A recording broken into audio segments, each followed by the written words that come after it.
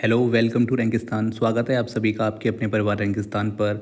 इससे पहले पार्ट 1 में मिल्क और मिल्क प्रोडक्ट्स के इस पॉलिसी के बारे में जाना, हेल्थ पे उसके इम्पैक्ट जाने और उसको कैसे प्रिजर्व करके रखा जा सकता है वो हमने समझा। अब उसी टॉपिक 4 में हमारा सब टॉपिक है सेकंड, जिसका नाम है मीट, पोल्ट्री और फिश। अब इसके बारे में हम पहले इनको कलेक्टिवली देखेंगे कि क्या क्या चीज़ें इनमें बेसिक हैं, सामान्य हैं, कॉमन हैं। इसके बाद हम इनको इंडिविजुअल पहले मीट को समझेंगे, इसमें ख़राब होने के कारण, कैसे इसको बचाया जा सकता है, कैसे इसको लंबे समय तक प्रिजर्व करके रखा जा सकता है और कौन से बैक्टीरिया इसका कारण बनते हैं, हेल्थ पे इसके क्या इम्पैक्ट पड़ते हैं और साथ ही एग्जाम पॉइंट्स क्या क्या बहुत इंपॉर्टेंट हो सकते हैं जहाँ से सवाल सीधे सीधे आपसे पूछे जा सकते हैं, उसको वीडियो के एंड में हम समझेंगे। ठीक है, चलिए तो बिल्कुल शुरू करते हैं एकदम लॉजिकल और इजी भाषा में, बिना किसी बकवास के। मीट यानी मांस और पोल्ट्री यानी मुर्गी पालन, जैसे बर्ड्स का मांस हो गया, फिश और फिश, ये पेरिशेबल फूड्स हैं, मतलब जल्दी ख़राब हो जाते हैं। क्यों? क्योंकि इनमें हाई मॉइस्चर होता है। मॉइस्चर क्यों होता है? क्योंकि इनमें पानी बहुत होता है, लेकिन साथ ही ये रिच प्रोटीन कंटेंट होते हैं और जो बैक्टीरिया हैं उनके लिए परफेक्ट एनवायरनमेंट ये होता है। कैसे? बैक्टीरिया को ग्रो करने के लिए अच्छी मात्रा में उसको मॉइस्चर चाहिए होता है और उसको चाहिए वाटर कंटेंट। इतना समझ आ गया? और अगर उसमें प्रोटीन है खाने में तो उसको और सोने पे सुहागा हो गया, उसके लिए मज़ा आ जाएगा, बहुत जल्दी ग्रोथ करेगा और खाने को जल्दी से ख़राब कर देगा। तो देखिए, सबसे पहले दिया है कॉजेस ऑफ स्पॉइलेज। ख़राब होने के कारण क्या है वो हम समझते हैं। माइक्रोबियल स्पॉइलेज, जब मीट खुला रह जाता है या फिर गंदे हाथ हम उस पर लगा देते हैं तो बैक्टीरिया, मोल्ड या फिर ईस्ट उनमें से तो उसमें ग्रो करने लग जाते हैं, जैसे सीडोमोनास, क्लोस्ट्रीडियम बैसिलस एक्सेट्रा।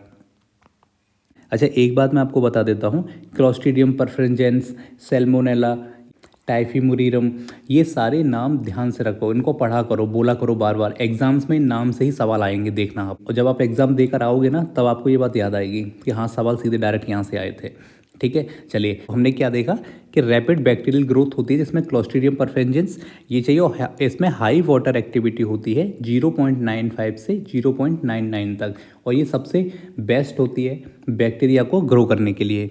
दूसरा होता है प्रोटियोलाइटिक एंजाइम एक्टिविटी। ठीक है, अब देखिए ये क्या होता है, ये होता है, इसको बोलते हैं सेल्फ ब्रेकिंग। कैसे?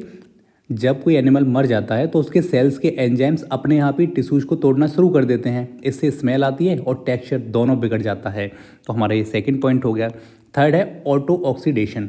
ये क्या होता है? ऑक्सीडेटिव स्पॉइलेज कैसे है? ये होता है एयर में ऑक्सीजन के कांटेक्ट में आते ही फैट्स अपने आप टूटने लग जाता है, इससे कलर डार्क हो जाता है और रेंसिड स्मेल आती है। ग्रीन कलर देगा आपको कौन? स्यूडोमोनास। ठीक है, कहीं कहीं पे ये साइलेंट स्यूडोमोनास भी इसको बोलते हैं और कई लोग इसको प्यूशोडोमोनास भी बोलते हैं, जो कि पी को साइलेंट इसमें नहीं करते हैं। तो अलग अलग लैंग्वेज का अलग अलग सीन है, उस पर ज़्यादा मत जाना। तो ये कैसा स्टिकी सरफेस बना देगा और प्यूटरिड स्मेल आपको देगा, ये मैंने आपको समझा दिया। प्रिवेंशन, रोकथाम कैसे करनी है इसको समझते हैं। पहले मैं जो बता रहा हूँ वो, और उसके बाद फिर यहाँ जो लिखा हुआ है उस पर जाएंगे। रेफ्रिजरेशन, ये सबसे कॉमन मेथड होता है, सबसे कॉमन मेथड होता है। यहाँ पे बैक्टीरियाज की ग्रोथ बिल्कुल स्लो हो जाती है, बट समझने वाली बात है कि ये फुली स्टॉप नहीं होती है, लेकिन ग्रोथ कैसी स्लो हो जाती है। देखिए, रेफ्रिजरेशन कितना करना है? 4 डिग्री सेल्सियस से नीचे इसको ठंडा करना है हमको, इतना समझ के। देखिए, ये रेफ्रिजरेशन का पॉइंट हो गया। फ्रीजिंग, 18 डिग्री सेल्सियस या फिर इससे कम, बैक्टीरिया इस पर या तो ऑलमोस्ट इनएक्टिव हो जाते हैं या फिर मर जाते हैं। फिर इसको हम कम से कम 1 से 2 महीने तक उसको स्टोर करके रख सकते हैं, इसको आप याद रखेंगे। तो फ्रीजिंग हमने समझ लिया और हमने अभी देखा रेफ्रिजरेशन भी देखा, दोनों में थोड़ा सा अंतर होता है। अब देखिए, इसके अलावा कैनिंग को हम यूज कर सकते हैं, जैसे सील्ड कंटेनर्स, जैसे कई बार मैंने आपको बताया सील्ड कंटेनर्स यूज कर सकते हैं, जिससे लॉन्ग सेल्फ लाइफ इनकी बढ़ जाती है। बाकी स्मोकिंग का यूज़ कर सकते हैं, डिहाइड्रेशन, जिसमें स्मोकिंग का यूज़ कर सकते हैं, डिहाइड्रेट कर दीजिए क्योंकि इनके अंदर पानी की मात्रा ज़्यादा होती है, जैसे जो मैं पहले आपको वीडियोस में बता चुका हूँ। इरेडिएशन क्या होता है? आयोनाइजिंग रेडिएशन से बैक्टीरिया को डिस्ट्रॉय किया जा सकता है, जो मैं आपको पहले समझा चुका हूँ। चलिए, बाकी एक केमिकल प्रिजर्वेशन जो यहाँ पर नीचे दिया गया है, सोडियम नाइट्रेट। इसमें बैक्टीरिया ये क्या करते हैं, ये सीधा बैक्टीरिया की ग्रोथ को रोकते नहीं है, ये किल करते हैं बैक्टीरिया को। 150 ppm यहाँ पे दिया हुआ है, ये हम यूज करते हैं। मीट प्रोडक्ट्स में इनका इस्तेमाल काफ़ी बड़ी मात्रा में ये होता है। ठीक है, इतना आप याद रखेंगे। तो ये हमने रोकथाम समझ ली। इसके अलावा देखिए, एक मास यहाँ पे डेटा दिया गया है, इंडियाज़ मीट प्रोडक्शन। भारत में 8.5 मिलियन टन इतना मांस उत्पादित होता है, प्रोडक्शन होता है, जिसमें 10% स्पॉइलेज यानी ख़राब हो जाता है। तो समझ रहे हो आप, बहुत ज़रूरी है स्पॉइलेज के कारण जानना और उसके प्रिजर्वेशंस को जानना।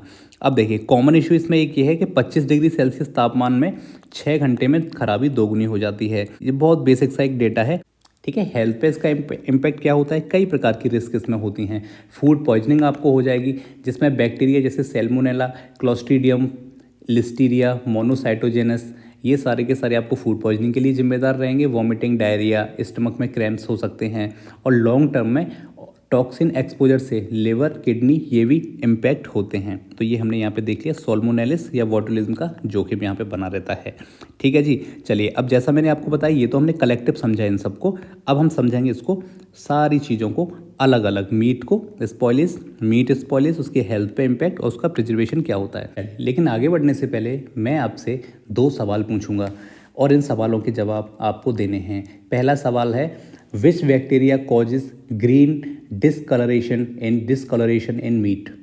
बताइए इसका आंसर, यानी कि मीट में हरे रंग के लिए जिम्मेदार कौन सा बैक्टीरिया होता है। PYQ है ये, ध्यान से इसको देना ही देना है सबको आंसर। सेकंड क्वेश्चन मैं आपसे पूछना चाहूँगा, फिश का जब स्पॉइलेज होता है यानी ख़राब होती है तो इसमें सबसे पहले ख़राब क्या होता है बताइए। जैसे एग्जांपल के लिए उसकी अपर बॉडी, इनर बॉडी, उसके गिल्स या फिर उसकी बेली वॉल, ठीक है। ये सारी चीज़ें, ये 2 क्वेश्चंस आपको आंसर करने हैं। चलिए तो अब इनको हम इंडिविजुअल पढ़ते हैं और समझते हैं आगे की चीज़ों को। तो अब पहला हमारा पॉइंट है मीट, ये स्पॉइल कैसे होता है। ये मैंने आपको समझाया था कि ये बहुत जल्दी ख़राब हो जाता है क्योंकि इसमें हाई अमाउंट में मॉइस्चर होता है और बैक्टीरिया मॉइस्चर को बहुत पसंद करते हैं ऐसे खाने को जिसमें मॉइस्चर होता है। तो इस स्पॉइलेज के पीछे कौन कौन से कारण होते हैं, चलिए स्टेप बाय स्टेप समझते हैं। पहले समझते हैं माइक्रोबियल स्पॉइलेज, यानी सूक्ष्म जीवों के कारण खराबी होती है, उसको यहाँ समझते हैं। देखिए जब मांस साफ सफाई से नहीं रखा जाता है या फिर सही टेम्परेचर पर स्टोर नहीं किया जाता है तो उसमें ऐसे बैक्टीरिया पनप जाते हैं जो स्मेल देते हैं, कलर देते हैं और टेस्ट को खराब कर देते हैं। एग्जाम्पल शीडोमोनास, यह सरफेस पे स्लिमी लेयर बना देता है, देखिए पहला पॉइंट। दूसरा क्लोस्ट्रीडियम, बहुत बुरी स्मेल देता है, क्लोस्ट्रीडियम बोटुलिनियम। ये लैक्टोबैसिलस ब्रोकोथ्रिक्स, ये क्या करेगा, ये मांस को खट्टा बना देता है। सेकंड यहाँ पे वायरस आप देखेंगे हेपेटाइटिस ई, सुअर के मांस में ये ज़्यादा आपको देखने को मिलेगा। और वही नोरा वायरस, ये दूषित हैंडलिंग से होगा। ये जो वायरस हैं ये बैक्टीरिया के कंपैरेटिवली कम जो है नुकसान इसको पहुंचाते हैं, लेकिन जब आधा पका हुआ मांस होता है उसमें ये काफ़ी ज़्यादा नुकसान पहुंचाते हैं। वहीं टेम्परेचर का इम्पैक्ट इस पर क्या पड़ता है, वही मैंने बताया कि 4 डिग्री सेल्सियस से अबव इसकी माइक्रोबियल ग्रोथ और एंजाइमेटिक एक्टिविटी तेज हो जाती है, इसलिए हमें क्या करना है, इससे कम रखना है। और वहीं इसको लाते ले जाते समय भी हमें ध्यान रखना रहता है कि इसका जो प्रोटीन है वो डीनेचर ना हो जाए। डीनेचर कैसे होगा, जब इसका जो फैट है वो ऑक्सीडाइज हो जाता है, ठीक है, तो उससे रेंसिडिटी बन जाती है जिससे इसमें बदबू आती है। कुछ यहाँ पे और भी फैक्ट्स हैं, जैसे हाई मॉइस्चर कंटेंट। मैंने पहले ही बताया था कि जितना ज़्यादा मॉइस्चर होगा उतनी ही जल्दी ये ख़राब होता है। वहीं जब ऑक्सीजन के एक्सपोजर में आता है तो लिपिड का ऑक्सीकरण हो जाता है। लिपिड क्या होता है, एक फैट होता है जो मैंने अभी बताया था, इसका ऑक्सीडाइजेशन हो जाता है और इसमें टेस्ट और इसकी स्मेल दोनों ही बदल जाते हैं। अब अगर इसको आपने खा लिया तो हेल्थ पे इम्पैक्ट तो पड़ना ही है। तो समझते हैं, पहला होता है फूड पॉइजनिंग जो सबसे आम है, सैल्मोनेला और ई कोलाई, 2 नाम याद रखने हैं आपको। इससे क्या होगा, गैस्ट्रोएंटेराइटिस ये हो जाएगा, डायरिया हो जाएगा और एब्डोमिनल क्रैम्प्स होंगे। सेम जैसे अभी हमने तब तीनों को कलेक्टिवली पढ़ा था, उसके जो हेल्थ पे इम्पैक्ट होंगे वो सारे के सारे इन तीनों से अलग अलग भी होंगे। तो कोई इसमें समझने वाली ऐसी बात नहीं है, सिंपल आपको बस सुनते जाना है। क्लोस्ट्रीडियम बोटुलिनम, ये बोटुलिज्म का खतरा उत्पन्न कर देता है, ठीक है, जो क्या होता है, एक जानलेवा न्यूरोटॉक्सिन यानी कि पॉइजन होता है, न्यूरोटॉक्सिन होता है, ठीक है, ये आप याद रखेंगे। अभी जब इतना खतरनाक है तो इसके प्रिजर्वेशन के तरीके भी हमको पता होने चाहिए, क्योंकि मैंने अभी बताया कि 7 से 10% तो खराब ही हो जाता है। चलिए तो अब हम इसको समझते हैं, संरक्षण के तरीके इसके क्या क्या हो सकते हैं, ठीक है। देखिए सबसे पहले मैंने बताया रेफ्रिजरेशन, 4 डिग्री सेल्सियस का आपको याद रखना है रेफ्रिजरेशन में। इससे क्या होता है, माइक्रोबियल ग्रोथ है वो और एंजाइमेटिक जो एंजाइम्स की एक्टिविटी होती है ये बिल्कुल स्लो हो जाती है, डाउन हो जाती है। तो कितना रखना है रेफ्रिजरेशन, 4 डिग्री सेल्सियस पे। वहीं फ्रीजिंग की बात करेंगे तो फ्रीजिंग 18 डिग्री सेल्सियस, इसको याद रखना है इसका पॉइंट। अब इससे क्या हो जाता है, माइक्रोबियल ग्रोथ को ही पूरी तरह से स्टॉप कर देता है और 6 से 12 महीने तक सेल्फ लाइफ बढ़ जाती है, ठीक है, 2 पॉइंट्स हमने यहाँ देख लिए। कैनिंग कैसे करना है, पहले 120 डिग्री सेल्सियस पे हीट स्टरलाइजेशन करना है, जिससे माइक्रोब्स और स्पोर्स पूरी तरह से मर जाते हैं, पहली चीज़। और इसके बाद एयर टाइट जो कैन रहते हैं उनमें इसको स्टोर किया जाता है, जिससे 1 से 2 साल इनकी जो लाइफ है वो बढ़ जाती है। थर्ड है केमिकल प्रिजर्वेटिव्स, अगर कोई ये दोनों काम नहीं कर सकता है तो केमिकल डाल के भी उसको बचाया जा सकता है। इसमें हमको याद रखना है नाइट्रेट का यूज करेंगे 150 ppm से 200 ppm, जैसा हमारा नेचर होगा मीट का, पोल्ट्री का या फिश का, उसी के अकॉर्डिंग इसको हम डालते हैं। अब देखिए इससे रिलेटेड मैं MCQs आपको बताऊंगा, वहाँ आपको बहुत मज़ा आएगा। ठीक है, अभी बस सुनते चलिए। तो नाइट्रस का इस्तेमाल करते हैं बैक्टीरियल ग्रोथ को। ये क्या करता है, कम करता है नहीं, ये रोक ही देता है, बिल्कुल ख़त्म कर देता है। ठीक है, चलिए छोटा सा एक डेटा है जो मैं आपको पहले बता दिया था। 20% वैश्विक स्तर पर globally 20% of meat production is lost annually due to spoilage. ये FAO ने, फूड एंड एग्रीकल्चर ऑर्गेनाइजेशन ने 2023 में डेटा दिया है। सर 2025 का क्यों नहीं बता रहे, तब से दिया नहीं है, जो दिया है वो आपके सामने है। बाकी हमारी FSSAI के कुछ रेगुलेशंस है जिन्होंने खुद बोला है कि 4 डिग्री सेल्सियस पे आपको स्टोर करना अनिवार्य है। और जितने भी बूचड़ खाने क्या होते हैं, स्लॉटर हाउसेस होते हैं, इनको food safety and standards act का 2006 का पालन करना होता है। जो जो चीज़ें हैं, अब कितना हो रहा है वो आप समझते ही हो, खुले में खूब तो सेल होता है। चलिए बाकी एक आपके लिए एग्जाम नोट है, इसको अच्छे से देख लेना। ठीक है, ये जो स्यूडोमोनास है ये बहुत ही खतरनाक एक तरीके से इसको मान के चलिए। अब जैसे मैंने आपको बताया कि 4 डिग्री सेल्सियस पे इसको जो है अगर हम कूल डाउन करेंगे, अगर इसको रखेंगे, रेफ्रिजरेशन करेंगे, तो ये बचा रहता है। लेकिन ये जो स्यूडोमोनास है ये this can grow even in refrigerated conditions. ठीक है, तो बहुत ही ज़्यादा खतरनाक है और ये मांस के लिए मुख्य खराबी का, स्पॉइलेज का रीजन भी होता है। ठीक है, यानी ये एक तरह से स्पॉइलेज का एजेंट है। ऐसा मैंने यहाँ पे डाल दिया है हेल्थ के लिए छोटा सा। क्लोस्ट्रीडियम बोटुलिज्म, ये क्या है, एक टॉक्सिन है और कैसा है, हीट लाइवल है। एक होते हैं हीट लाइवल, एक होते हैं हीट स्टेबल। हीट स्टेबल वो होते हैं जो गर्म करने पर नष्ट नहीं होते हैं, हीट लाइवल वो होते हैं जो गर्म करने पर नष्ट हो जाते हैं। ठीक है, but can survive in improperly canned meat. ठीक है, कैसे, लेकिन देखिए गर्म करने पे तो नष्ट हो जाएगा, लेकिन अगर ये खाने को कैन में बंद करने से पहले अगर ये उसमें रह गया तो याद रखना गंभीर बीमारी का खतरा है, इससे इसको खा के व्यक्ति मर तक सकता है, इतना आप याद रखेंगे। चलिए मैं आपसे एक सवाल और पूछता हूँ, ये जितने भी मीट है, फिश है और पोल्ट्री है, ये प्रोटीन रिच फूड होते हैं और इसी के लिए लोग इसको खाते हैं। लेकिन आप मुझे बताइए इसमें कौन सा एक विटामिन है जो नहीं पाया जाता है। याद रखना ये विटामिन किसी भी सूरत में नहीं पाया जाएगा, अगर ये पाया गया तो इसका मतलब ये खाने लायक खाना नहीं है। इंटरेस्टिंग क्वेश्चन है, जिसको पता है वो इसका आंसर करना। चलिए इंडिया स्पेसिफिक इसमें मैंने डेटा डाला हुआ है 2024 का, क्योंकि इससे करंट से सवाल बन सकता है। ठीक है, भारत में इंडिया में जो मीट सेक्टर है ये 15,000 करोड़ एनुअली खो देता है। कारण क्या है, स्पॉइलेज। ठीक है, चलिए छोड़िए आगे बढ़ते हैं। सेकंड हमारा आप देखिए पोल्ट्री, हमने मीट समझ लिया, ऐसे ही हम पोल्ट्री को समझेंगे, स्पॉइलेज समझेंगे, हेल्थ इंपैक्ट्स और प्रिजर्वेशन। खराब होने का कारण बताएं। सबसे पहला आएगा बैक्टीरिया, कौन, सैल्मोनेला, कैंपिलोबैक्टर। ठीक है, ये मेजर स्पॉइलेज का कारण होते हैं। क्या कर देते हैं, ये इसको स्लिमीनेस यानी चिपचिपा बना देते हैं, और फोल ऑर्डर्स का मतलब होता है भयंकर दुर्गंध, जिसको आप टिक नहीं सकते, खड़े नहीं हो सकते। ठीक है, लेकिन इसको सेल करने वाले तो खड़े रहते हैं वहीं पे। स्यूडोमोनास, इसको याद रखेंगे, ये एक एंट्रोबैक्टर है जो कि कितना भी मैंने आपको बताया था कि रेफ्रिजरेट कर देना खाने को, ये तब भी जिंदा रहता है और ख़राब टेस्ट देता है। बैक्टीरिया समझ लिया। क्या वायरस इसको इम्पैक्ट कर सकता है, हर चीज़ को वायरस को इम्पैक्ट कर ही सकता है।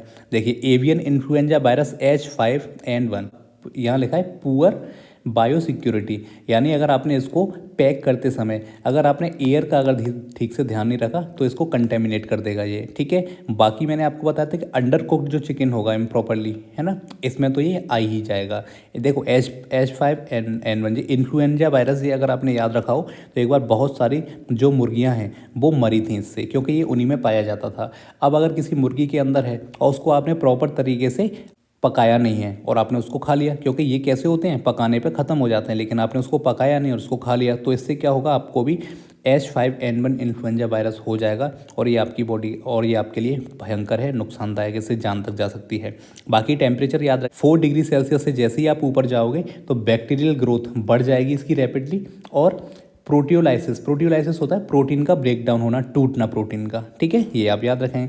बाकी इम्प्रॉपर जो चिलिंग है ड्यूरिंग प्रोसेसिंग एसिलेटेड स्पॉइलेज, यानी प्रोसेसिंग के दौरान अगर आपने इसको अनुचित ठंडा रखा है तब भी ये खराबी को तेज़ कर देता है, यानी बहुत जल्दी जल्दी ख़राब होने लग जाती है।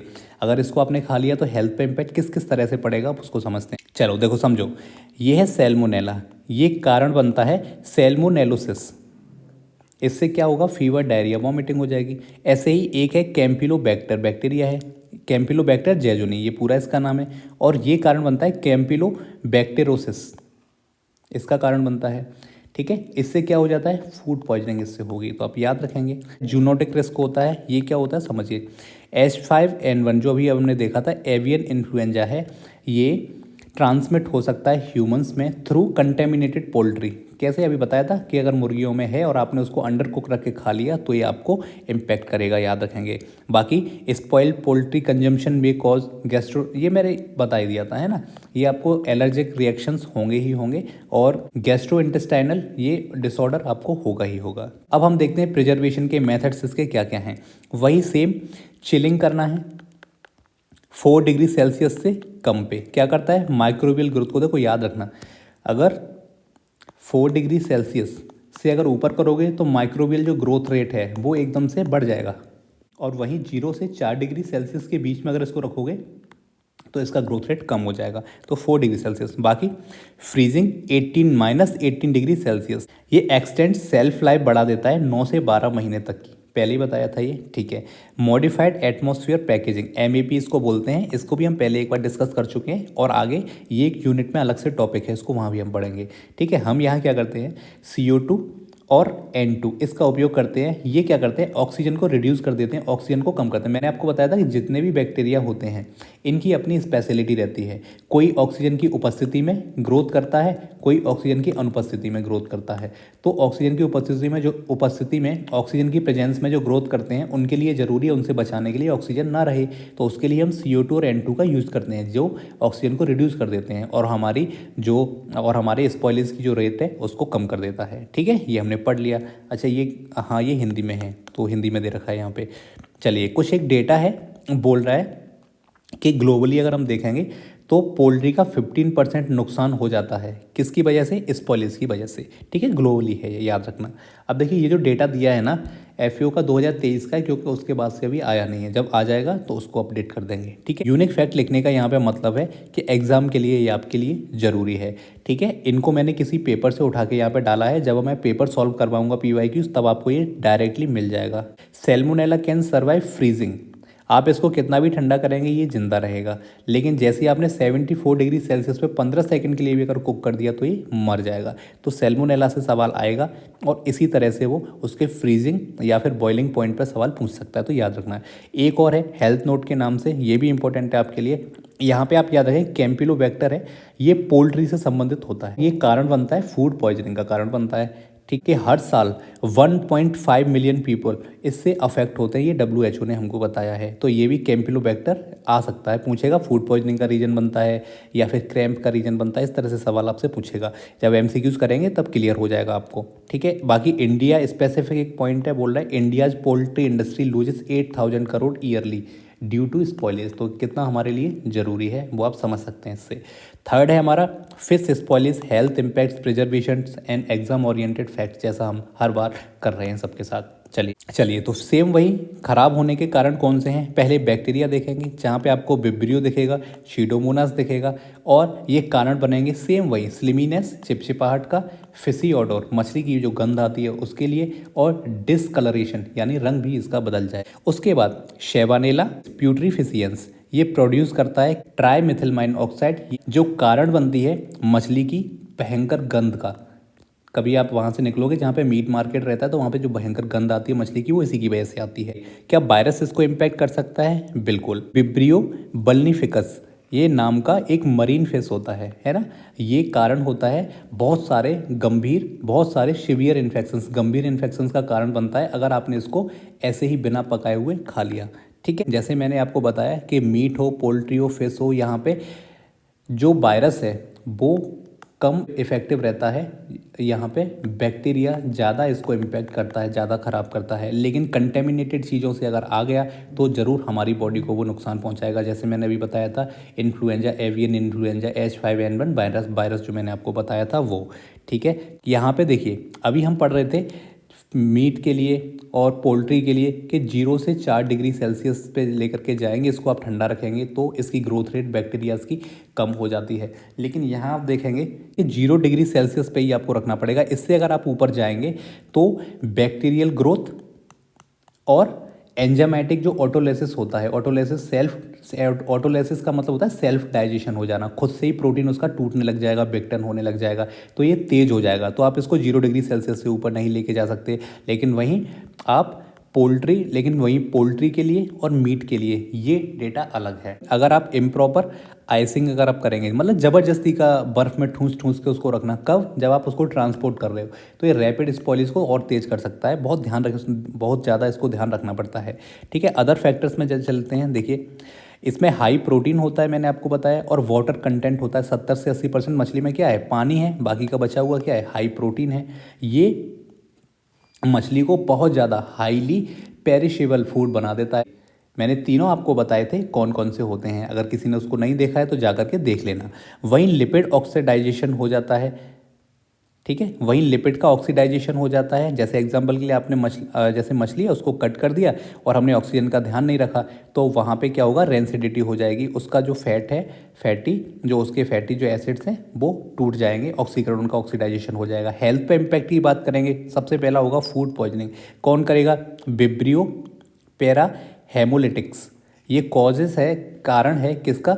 गैस्ट्रोएंटेराइटिस का। कब? जब इसको अंडर कुक्ड आप खा लेंगे तब, ठीक है। बाकी एनिसाइकिस ये एक पैरासाइट होता है, ये इसको याद रखेंगे। कच्ची जब मछलियों को खा लेता कोई, उसके अंदर पाया जाता है और इससे गंभीर पेट दर्द वगैरह, एब्डोमिनल पेन, और इससे एब्डोमिनल पेन वगैरह उसके लिए। टॉक्सिक रिलेटेड इलनेस की बात करेंगे, एक हिस्टामाइन नाम की एक पॉइजनिंग होती है। स्कॉम्ब्रॉइड, इसको मैंने बताया भी था कौन इसके लिए रीजन होता है। ये है जब प्रॉपर तरीके से स्टोरेज इसका नहीं किया जाता है तो ये इसमें पैदा हो जाता है और एलर्जिक रिएक्शन हमारे यहाँ पे देता है ना, एलर्जी हो जाएगी। क्रॉनिक रिस्क क्या होता है? जब लंबे समय तक आप इसका कंजम्पशन करते हो लेकिन कम कम मात्रा में इसको, स्पॉइल्ड फिशेस को आप खा रहे हो। बायोटॉक्सिन कहाँ लिखा है? ये रहा, ये इससे बनेंगे बायोटॉक्सिन। और बायोटॉक्सिन के कारण होगा न्यूरोलॉजिकल और डाइजेस्टिव इशू, यानी कि आपके दिमाग का ब्रेन डिसऑर्डर हो जाएगा और डाइजेस्टिव इशूज आपको हो जाएंगे, ये सारी चीज़ें। प्रिजर्वेशन के मेथड्स की बात कर लेते हैं कि इसको बचाने के तरीके कौन कौन से हैं।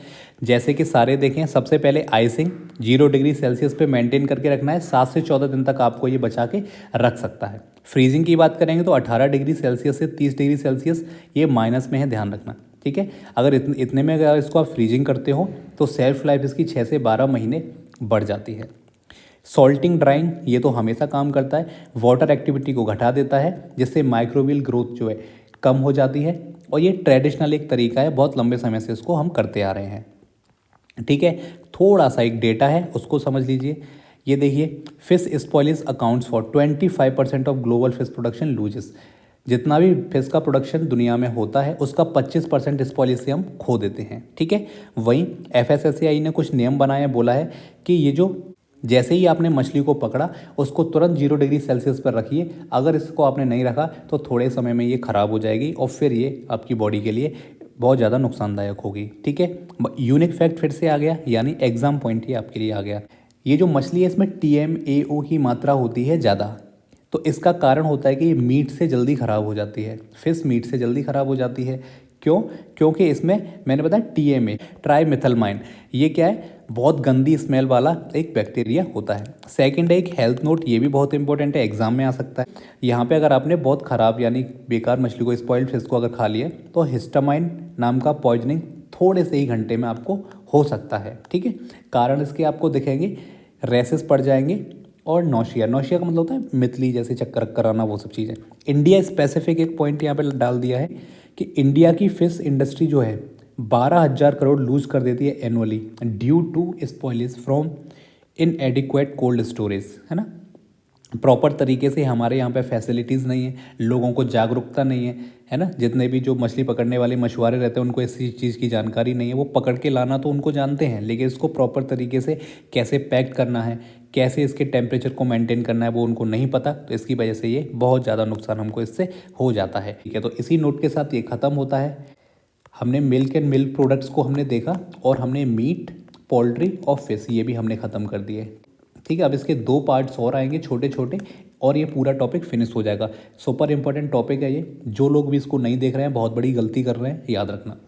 ठीक है, चलिए, तो thanks for watching. Next time फिर से मिलेंगे, इसको आगे बढ़ाएंगे और फिर इसके एमसीक्यूज करेंगे शानदार एक्सप्लेनेशन के साथ।